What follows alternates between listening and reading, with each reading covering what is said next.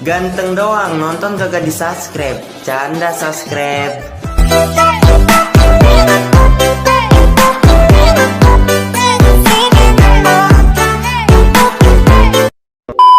Assalamualaikum warahmatullahi wabarakatuh. Kembali lagi di channel Pak Arif. Di kesempatan kali ini saya akan memberikan penjelasan terkait pelaksanaan calon pegawai negeri sipil atau CPNS di Kementerian Hukum dan HAM ya. Jadi teman-teman silakan sebelum kita lanjut ke pembahasan yang lebih menarik, jangan lupa like dan subscribe serta klik notifikasi loncengnya supaya tidak ketinggalan info menarik mengenai CPNS dan P3K tahun 2021 di channel Pak Arif. Oke, selamat pagi semuanya, selamat sore dan selamat malam bagi yang melihat video ini.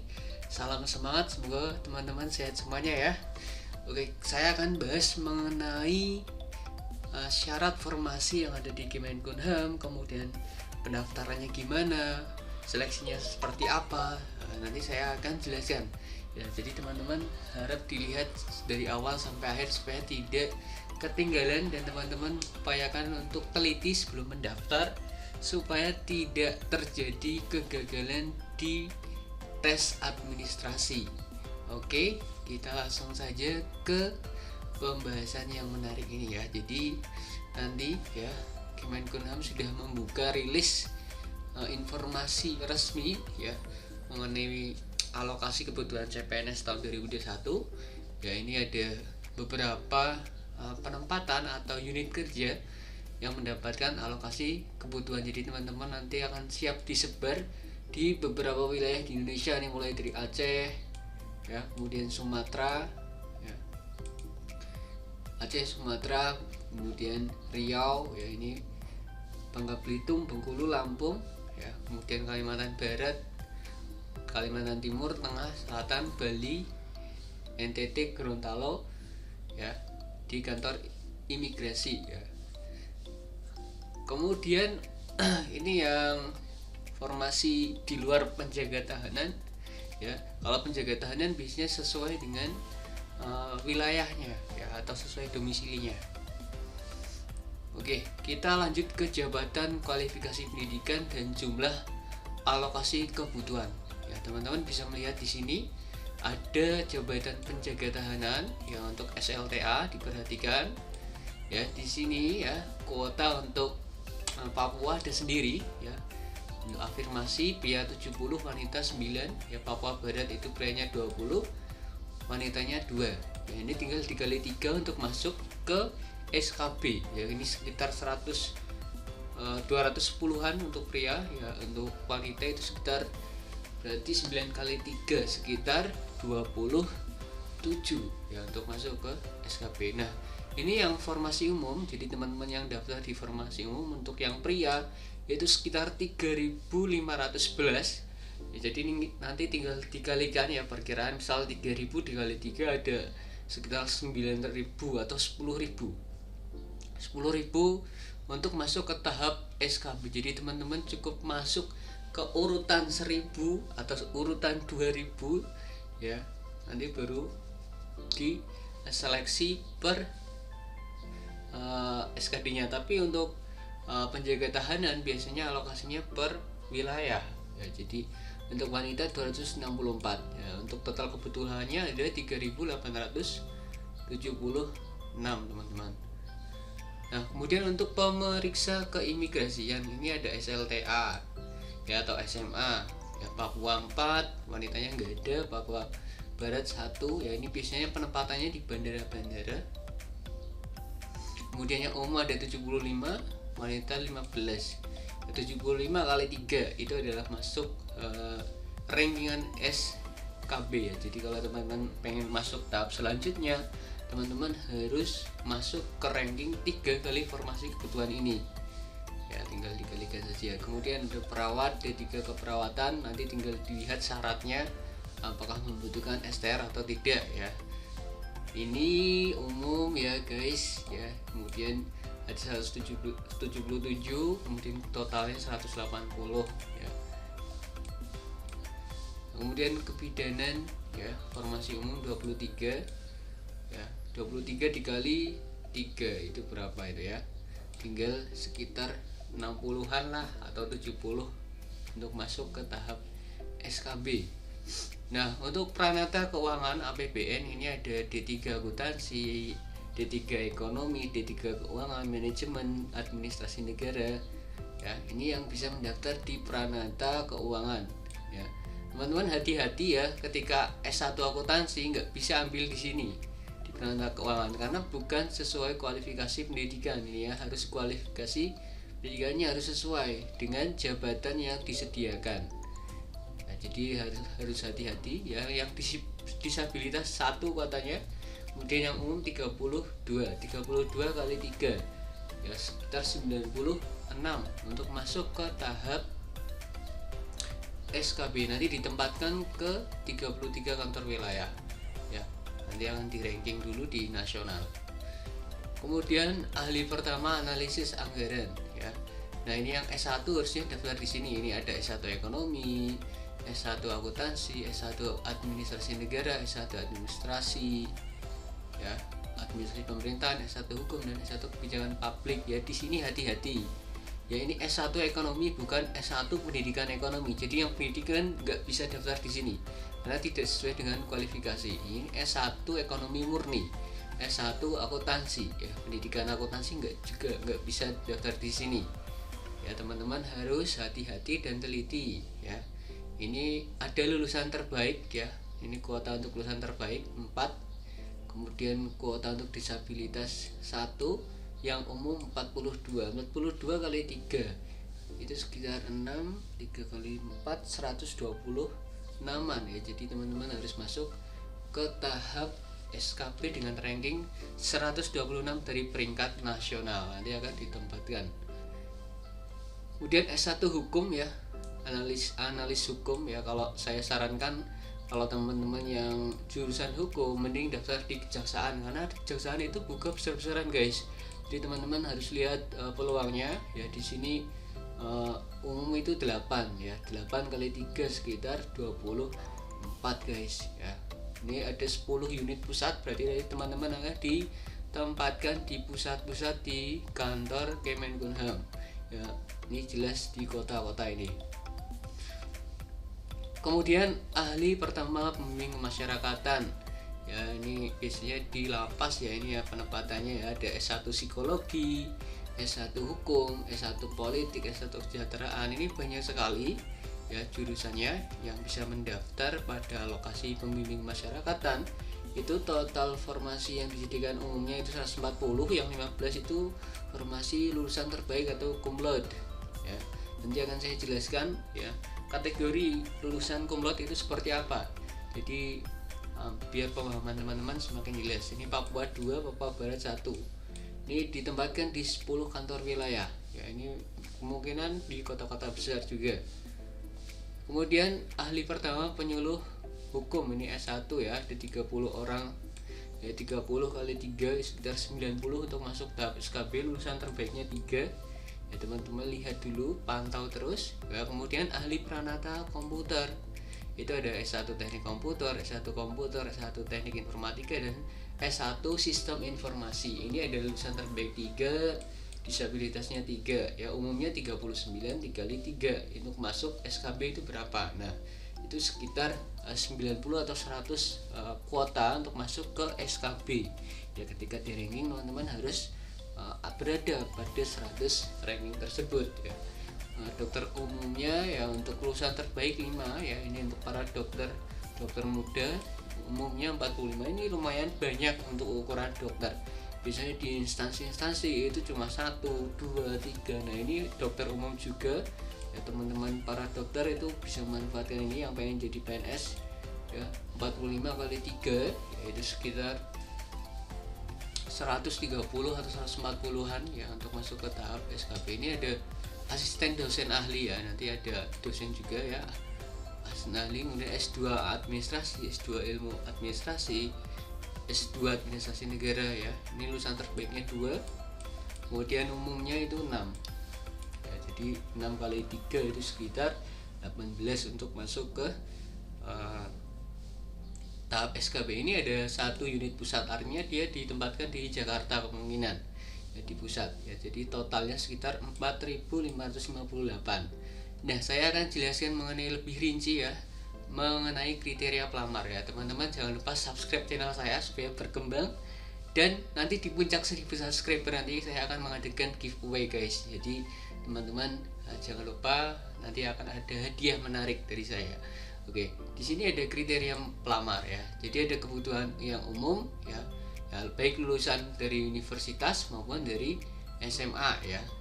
Kemudian ini ada kebutuhan khusus ya, ini yang berpredikat cum laude. Ini yang saya bilang ya, yang cum laude itu yang seperti apa syaratnya. Jadi ketika teman-teman dapat predikat cum laude ya dengan pujian, itu berasal dari perguruan tinggi, hati-hati ini yang terakreditasi A ya, dan prodi yang terakreditasi A ya, pada saat kelulusan yang dibuktikan dengan tanggal kelulusan yang tertulis pada ijazah. Jadi kalau semisal universitasnya masih B, prodinya A, itu teman-teman belum bisa memasuki syarat lulusan terbaik ya. Jadi yang bisa mendaftar ini ketika universitasnya sudah A, prodinya juga sudah A, yaitu harus lebih hati-hati teman-teman supaya tidak gagal di administrasi. Kemudian kedua, pelamar dari lulusan perguruan tinggi ya dapat mendaftar setelah penyetaraan ijazah ini teman-teman. Nah, kemudian ya untuk penyandang disabilitas ya, ini pelamar memiliki keterbatasan atau kekurangan fisik tertentu ya, dibuktikan dengan keterangan dari dokter atau rumah sakit pemerintah yang menerangkan jenis atau tingkat derajat kedisabilitasan pelamar yang bersangkutan. Kemudian ada putra-putri Papua dan Papua Barat ya, ini dibuktikan dengan KTP, kemudian akte ya, sama surat dari kepala desa.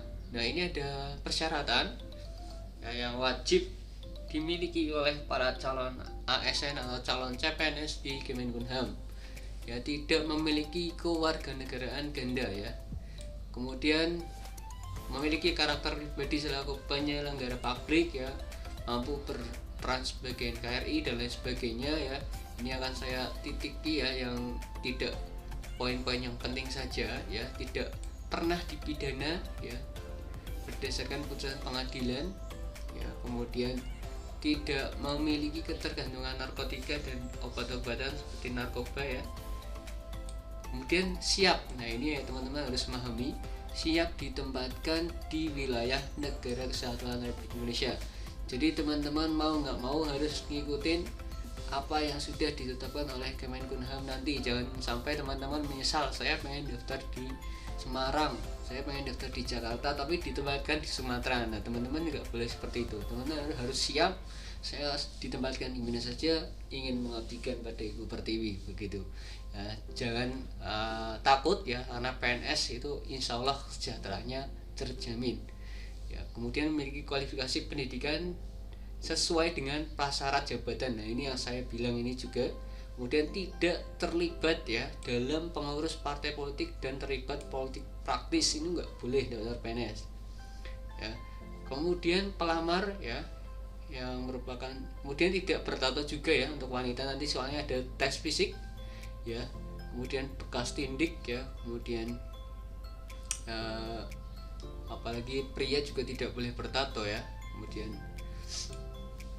kecuali ada ketentuan dari agama ya atau adat istiadat yang memang diharuskan harus bertato dan lain sebagainya, mungkin bisa ditoleransi. Ini ada penjelasannya ya, disebutkan oleh ketentuan agama ini masih boleh ya. Kemudian pelamar merupakan lulusan jenis kebutuhan. Nah ini ada yang lulusan S2 ya, minimal ya IPK-nya 2,75 ya. Di sini teman-teman harus perhatikan juga ya, jangan sampai keliru ya, karena ini hal yang sangat penting ya. IPK-nya itu minimal 2,75, S2 maupun S1-nya juga 2,75, S1 atau D3.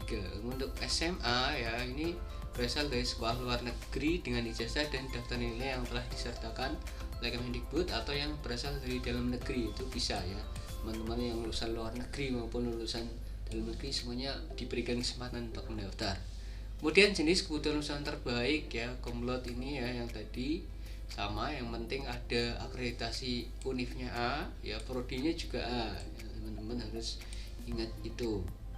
Kemudian jenis kebutuhan disabilitas ya, ini ada perguruan tinggi yang berasal dari luar negeri ya, kemudian ada yang dari dalam negeri. Nanti teman-teman disimak juga, ini akan saya sertakan berkasnya atau lampirannya ini supaya bisa dibaca dengan detail ya teman-teman. Kalau ada yang ditanyakan silahkan tulis pada kolom komentar guys ya, supaya teman-teman bisa mendapatkan secerah ya informasi yang bisa mengantarkan teman-teman untuk lolos CPNS. Semoga saya dapat mengantarkan teman-teman untuk setidaknya membantu ya. Di channel saya juga ada latihan mengenai TWK ya, teman-teman bisa pantau dan belajar di situ. Kemudian ada jenis putra putri Papua dan Papua Barat, ini juga ada ya, yang minimal 2,75 ya. Kemudian sama ya kayak tadi. Kemudian di sini ada yang penting nih, usia pendaftar ya, ini jangan sampai lupa, maksimal 35 tahun ya, 00 itu 35 tahun bulat ya, tidak lebih, tidak boleh lebih dari 1 bulan, tidak boleh lebih dari 1 hari, tidak boleh ya. Kemudian untuk ini yang yang S1 dan D3 atau S2 ya, ini yang S2, S1 atau D3. Nah ini yang SMA ya, ini saya hilangkan dulu, yang SMA itu minimal 18 tahun, maksimal 28 tahun ya, ini jenjang SMA ya teman-teman. Kemudian tinggi badannya ya, pria itu 165, wanita 160 cm ya. Di sini ada yang penting juga ya, pelamar jabatan penjaga tahanan dan pemeriksa keimigrasian ya, itu harus sesuai dengan domisili yang tercantum IKTP ya. Jadi kemungkinan nanti apabila pelamar yang profesinya tidak sesuai dengan IKTP dan ingin mendaftar pada wilayah provinsi lain, wajib membuat surat keterangan domisili. Jadi untuk penjaga tahanan ya dan pemeriksa keimigrasian itu adalah pendaftarannya sesuai dengan provinsi atau domisili teman-teman ya. Ketika teman-teman pengen daftar di provinsi lain, teman-teman harus membuat surat keterangan ya dari kelurahan, kantor desa ya, kemudian membawa suratnya itu ke edaran itu ke pendaftaran online itu ya. Jadi kemudian untuk pelamar jabatan penjaga tahanan dan keimigrasian ini di putra putri Papua dan Papua Barat wajib berdomisili di Papua dan Papua Barat ya. Kemudian ada tata cara pendaftarannya ya, sekarang mungkin tanggal 1 sudah bisa diakses secara online ya di scasn.bkn.go.id ini tanggal 30 sampai 21 Juli 2021 ya. Ingat tanggalnya supaya tidak lupa, itu diberikan kesempatan sekitar 3 minggu teman-teman ya untuk memantau, memilah dan mempertimbangkan penentuan formasi yang akan dipilih teman-teman. Kemudian hanya boleh memilih satu ya jabatan sesuai dengan kebutuhan, tidak boleh lebih ya teman-teman, harus bisa menentukan dengan tepat.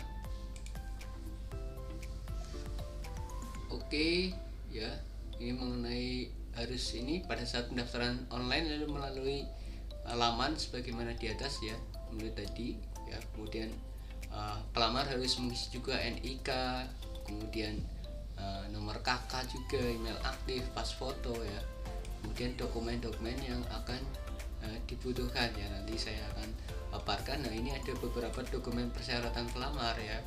Ini ada surat lamaran yang ditujukan oleh Menteri Hukum dan HAM ya, ini biasanya nanti akan disediakan formatnya, kemudian bermateri 10.000, kemudian ada pakai IKTP, kemudian ada akta kelahiran ya, pas fotonya 4x6 teman-teman juga jangan lupa.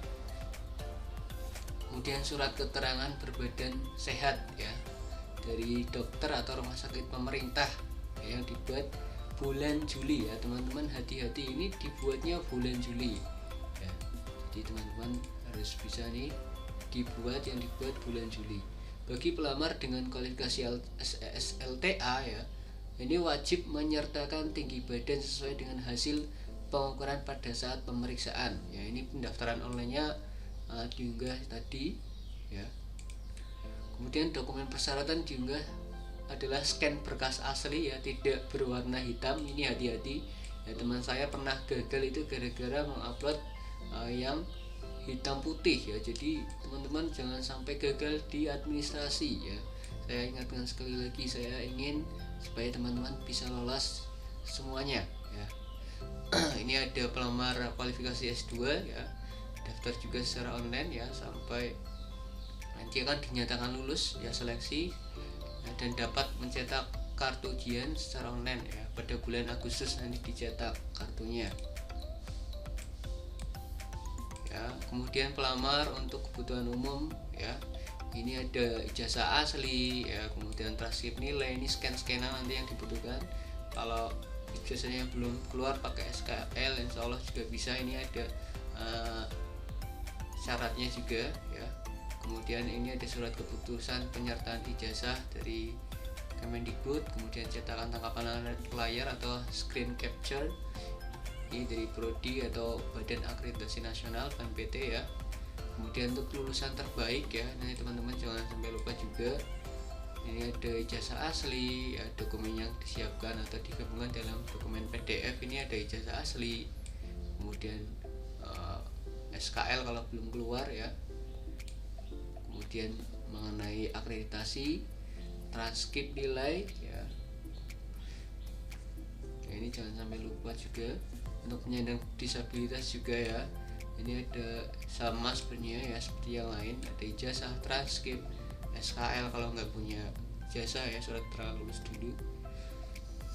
Kemudian surat keterangan dokter ya, menerangkan jenis atau tingkat derajat disabilitas dari rumah sakit pemerintah ya. Ini harus teman-teman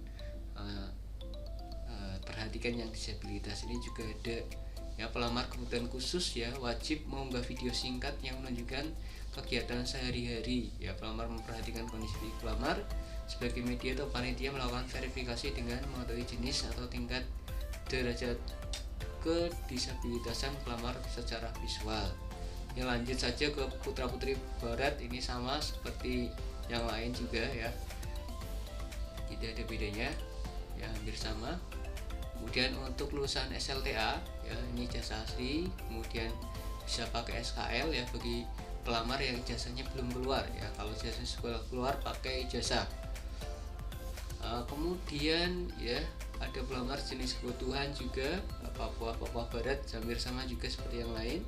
Kemudian tahap seleksinya akan dilakukan ya, ini ada tes verifikasi atau unggah dokumen ya teman-teman. Setelah lolos administrasi teman-teman lanjut ke SKD ya, ini bobotnya 40%, kemudian lanjut ke SKB dengan bobot 60%. Ada apa saja? Ada CAT juga, kemudian ada wawancara ya. Kalau dosen ya itu ada tes mengajar juga. Kalau komputer ada praktik menggunakan komputer ya. Kalau D3 atau S1 ya ada SKD, Tama Administrasi, SKD, SKB ya. Kemudian ada tes wawancara, penguatan fisik dan keterampilan juga ya, ada jabatan menggunakan CAT. SLTA juga sama ya, ada seleksi administrasi, SKD dan SKB ya. Bobotnya itu 45% untuk SKB ini yang kesabtamataan, kemudian wawancara sama penguatan fisik ya. Ini 6. Jadi SKD-nya 40, yang SKB-nya 60. Nah, ini ada lokasi pelaksanaan seluruh tahapan seleksi ya, itu ada di 33 kantor wilayah Kemenkumham ya. Bagi pelamar dengan kualifikasi pendidikan SLTA sederajat ya, untuk jabatan penjaga tahanan dan keimigrasian ya, lokasi seleksinya itu sesuai dengan domisili IKTP ya teman-teman, dan surat keterangan domisili. Jadi bisa pakai surat keterangan domisili atau domisili IKTP. Untuk yang Papua dan Papua Barat wajib ya berdomisili di Papua ya.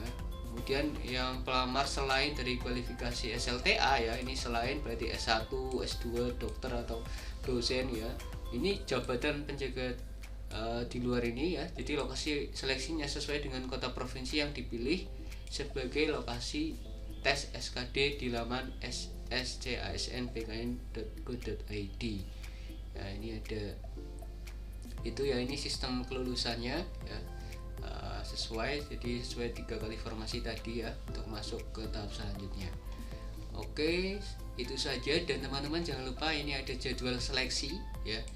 Ini CPNS tahun anggaran 2021 untuk ya strata S2 dokter, S1 dan diploma 3 ya. Ini jadi berbeda ya jadwal tesnya. Untuk yang S1, S2 dan D3 ini teman-teman bisa dicermati ya, 30, kemudian pendaftaran online-nya 30 sampai 21, kemudian administrasi, kemudian masa sanggahnya. Nanti teman-teman perhatikan jangan sampai kelewat ya. Dengan yang SMA juga berbeda. Nah, ini ada yang SMA ya, jadi tanggalnya mungkin ada yang berbeda. Silakan teman-teman dicermati dengan baik ya, jangan sampai salah melihat jadwal. Ini yang S1, S2 ya, D3 itu jadi ada perbedaan di sini ya. Mungkin di SKB-nya tanggal 8 sampai 29, mungkin di sini beda ya. SKB-nya di SMA 17 sampai 18 Oktober ya. Kalau di sini itu SKB-nya itu 8 sampai 29 November. Jadi teman-teman harap perhatikan ini. Oke, semoga bermanfaat ya, supaya teman-teman bisa lolos ya. Semoga dapat membantu mengenai hasanah informasi perekrutan CPNS di Kementerian Hukum dan HAM. Oke, jangan lupa like dan subscribe. Semoga teman-teman diberikan keberkahan dan kemudahan dalam meraih impiannya untuk lolos CPNS di tahun 2021. Oke, wabillahi taufiq wal hidayah. Wassalamualaikum warahmatullahi wabarakatuh. Ganteng doang nonton kagak di subscribe. Canda subscribe.